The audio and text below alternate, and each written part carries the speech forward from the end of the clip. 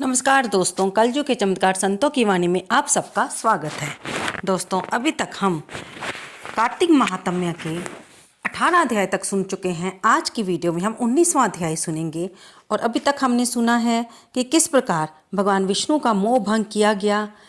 माँ लक्ष्मी, माँ सरस्वती और माँ गौरा ने जब बीज दिए और यहाँ पर वह तुलसी की चिता की भस्म में लेटे हुए थे, वहाँ पर बो दिए। और जब वे पौधे बने और उन पे फूल आए तो विष्णु जी का मोह भंग हो गया और उनसे तुलसी, आंवला और मालती के वृक्ष का जन्म हुआ।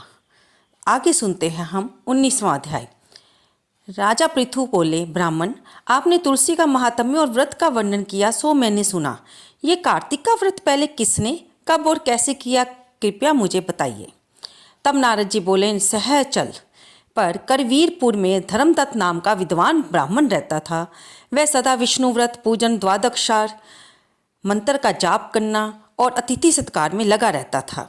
एक समय कार्तिक मास से एक प्रहर रात्रि रहने पर वह भगवान के मंदिर में गया। भगवान के लिए पूजन सामग्री सहित उस ब्राह्मण ने एक भयंकर लाल नेत्रों वाली राक्षसी देखी, जिसकी दाढ़ टेढ़ी थी, जीभ चल रही थी, लंबे लंबे दांत हैं, लंबे होंठ हैं, नंगी है, मांस सूखा हुआ है और वह घड़ घड़ का भयंकर शब्द कर रही थी। उसे देखकर वह ब्राह्मण भयभीत होकर कांपने लगा।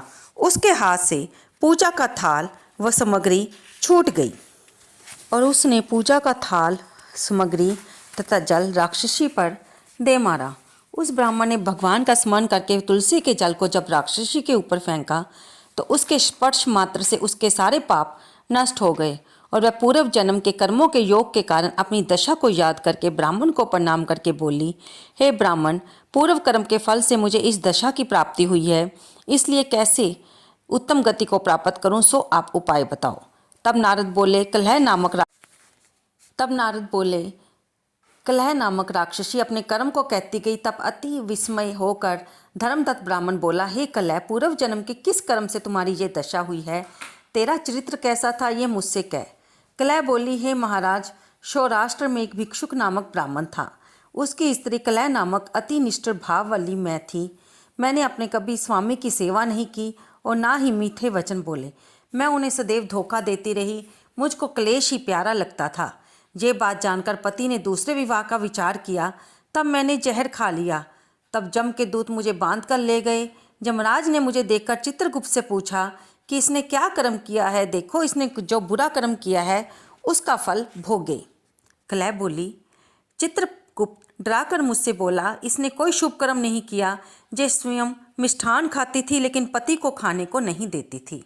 इससे ये वलमुनि पक्षी की योनि में अपनी विष्ठा को खाती रहे। ये अपने पति से द्वेष करती थी, इससे ये विष्ठा खाने वाली शूकर योनि को प्राप्त करे।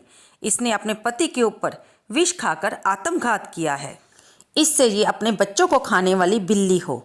ये अति नीच प्रेत योनि में रहे और अपने दूतों के द्वारा इसको मेरू देश में भेज दो, ऐसा जमराज ने हुक्म दिया। वहाँ ये बहुत काल तक तीनों प्रेत योनि को भोगे। कलह बोली, तब से मैं 500 वर्ष तक प्रेत योनि में अपने कर्मों को दुख से होकर नित्य भूख प्यास से पीड़ित होकर सहती रही। भूख प्यास से पीड़ित हो वेश्या के देह में प्रविष्ट होकर मैं दक्षिण देश में कृष्ण और वेणी नदियों के संगम पर आई। जब मैं नदी के तट पर पहुंची तब उस शरीर से शिव और विष्णु के गणों ने मुझको अलग कर दिया। तब नारद बोले, कलह नामक राक्षसी अपने कर्म को कहती गई। तब अति विस्मय होकर धर्मदत्त ब्राह्मण बोला, हे कलह, पूर्व जन्म के किस कर्म से तुम्हारी ये दशा हुई है? तेरा चरित्र कैसा था, ये मुझसे कह। कलह बोली, हे महाराज, सौराष्ट्र में एक भिक्षुक नामक ब्राह्मण था। उसकी स्त्री कलह नामक अति निष्ठुर भाव वाली मैं थी। मैंने अपने कभी स्वामी की सेवा नहीं की और ना ही मीठे वचन बोले। मैं उन्हें सदैव धोखा देती रही। मुझको क्लेश ही प्यारा लगता था। ये बात जानकर पति ने दूसरे विवाह का विचार किया। तब मैंने जहर खा लिया। तब जम के दूत मुझे बांध कर ले गए।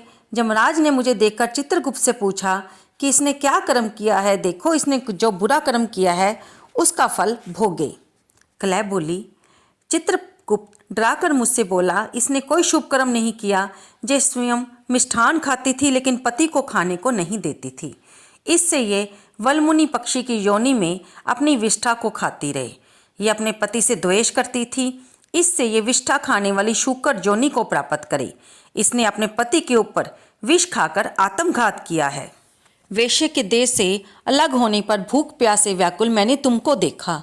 तुम्हारे हाथ से तुलसी मिला जल जो मेरे ऊपर गिरा, उससे मेरे पाप दूर हो गए। हे ब्राह्मण, ऐसी कृपा करो जिससे आने वाली तीनों प्रेत योनियों से मैं मुक्त हो जाऊं और मोक्ष को पाऊं। ब्राह्मण इस प्रकार कलह के वचन सुनकर कर्मों के फल से प्राप्त घृणा युक्त दशा को विचार कर बहुत देर बाद ये वचन बोला। तो दोस्तों, यहाँ पर हमारा 19वां अध्याय भी समाप्त होता है, जिसे कि हम क्रमानुसार अब तक पहले अध्याय से लेकर 19वां अध्याय सुन चुके हैं। अगर आपने इसमें से कोई भी अध्याय मिस किया है तो आप मेरे चैनल पर सब्सक्राइब करके उस वीडियो को खोज सकते हो जो अध्याय आप सुनना चाहते हो।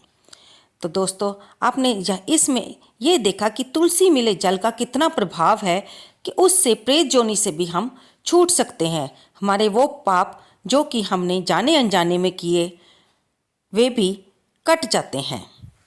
आपको ये वीडियो कैसी लगी कृपया से लाइक करें, शेयर करें और कमेंट बॉक्स में जय तुलसी माँ लिखना बिल्कुल ना भूलें। धन्यवाद दोस्तों।